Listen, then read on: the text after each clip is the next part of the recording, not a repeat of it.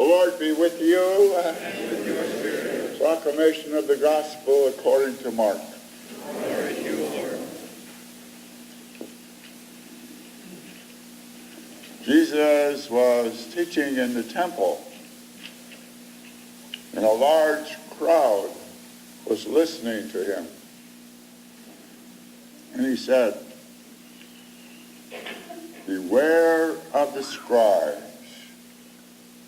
who like to walk around in long robes and to be greeted with respect in the marketplaces and to have the best seats in the synagogues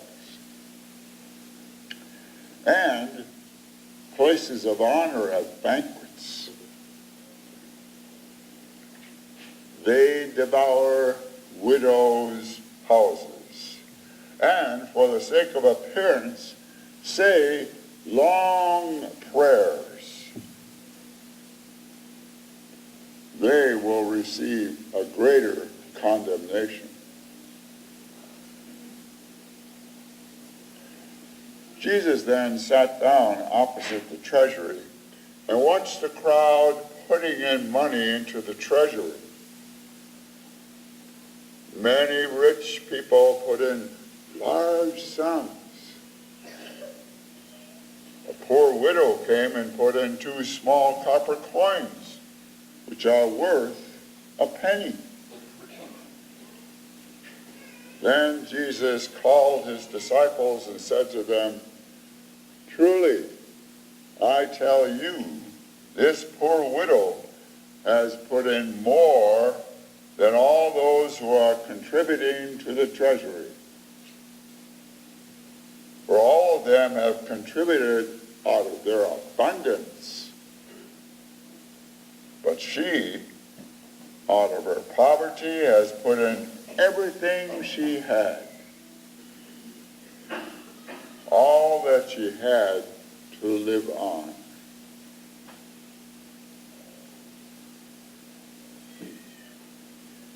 The Gospel of the Lord. Praise to you, Lord Jesus Christ. I have a question. Maybe that's the reason why nobody sits up front here. Or up front here either. But this question is simple. Maybe it isn't. How many of you would consider yourselves generous people? Raise your hands. How many of you would consider yourselves generous people? Raise your hands. Pretty good. All of you, I'm sure, are generous. Because so often, when we consider generosity, we consider it in relationship to money.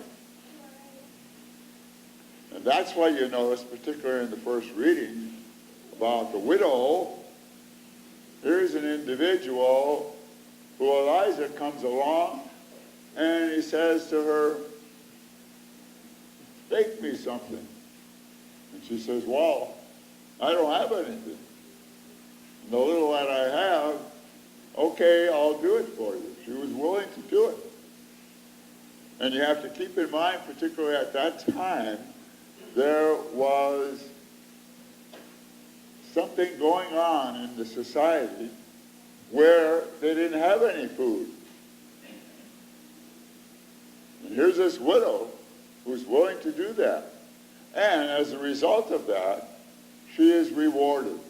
And that's what you notice, particularly if you delve into the book of Hebrews, you will notice that there are at least 12 passages which somehow bring out the importance of widows. And here, this widow is rewarded because she no longer has to worry about her jar being empty, about being able to feed her son, because this was the last meal that they were going to have, and then they were going to die. And then, of course, in the gospel, you have a much deeper leap of faith. There's this widow who puts in her 2 copper coins. That's all she had. She didn't have any more. She put in everything that she had. And Jesus commends her and says, look what she did. She put in more than all these other individuals who put in all from their abundance. So, which of those 2 widows do you identify with? The ability to be able to give when it is hard to give. And so often I think what happens, particularly with regard to generosity, we immediately make it synonymous with giving to some charitable organizations. And I hear this often from individuals. They'll say, we get so many requests from these organizations to give. And I say, that's right. I do too. But you have to probably single out one or the other. And especially if one of them happens to be the Capuchins.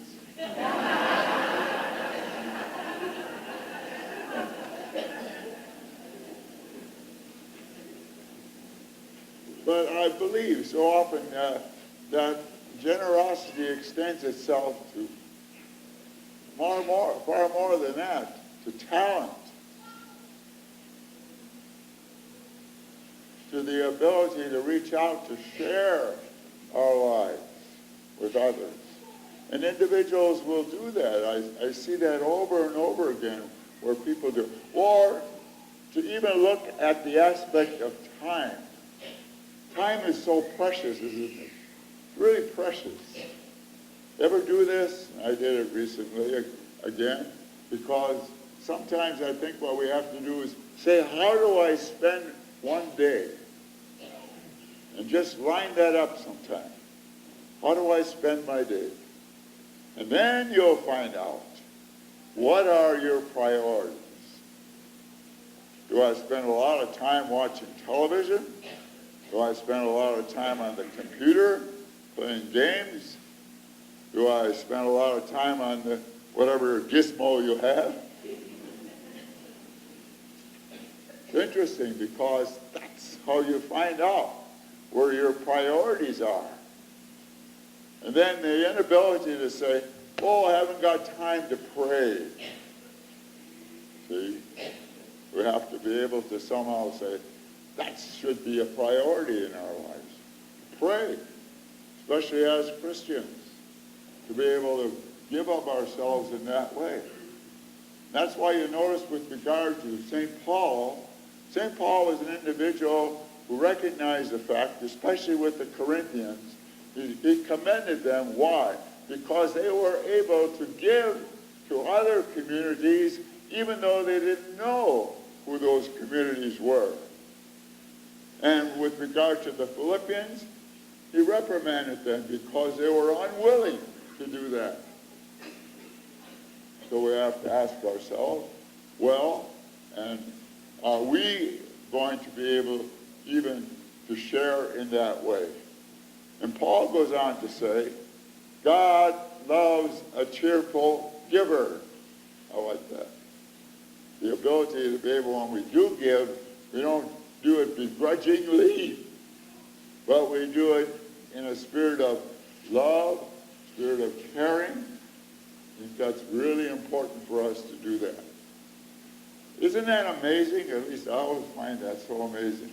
That whenever there's some kind of tragedy that takes place, for example, now in California, the shootings there again, and also the fact that they had this one city, I think it was called Paradise, was just wiped out. Completely wiped out. Can you imagine that happening in your own respective area? Suddenly everything's just wiped out. Have nothing. Then you notice how individuals will respond to that. How individuals were lined up to give their blood to these people that were shot. Then we respond. But do we respond at other times? And to share of our lives, to reach out to the poor, the hungry, the lonely. There's a story about a teenager who found it very difficult to go to high school. And he would often skip. And his dad said to him, the next time you skip going to school, he says, you know what I'm going to do for you? You're going to have bread and water for supper. Sure enough, he skipped. And what happened was, sure enough, he gave him bread and water for supper. But then, suddenly when he saw that he was giving him his bread and water, he said to himself, I can't do that. I can't do that. So he took his own plate, gave it to him, and his son was so impressed by that he said, I'll never miss school again. That's the power of sharing. That's the power of giving. That's the power of being generous and reaching out, particularly to others. So, as we come together and share in this Eucharist, we have to always remember God is never outdone in generosity. Jesus gave his life for us. He suffered, he died, he rose, he sent the power of his Spirit to us. And that's what we celebrate here, how generous he was. And then he asks us the question, how generous can you be in sharing your life? Can we do that? Yes.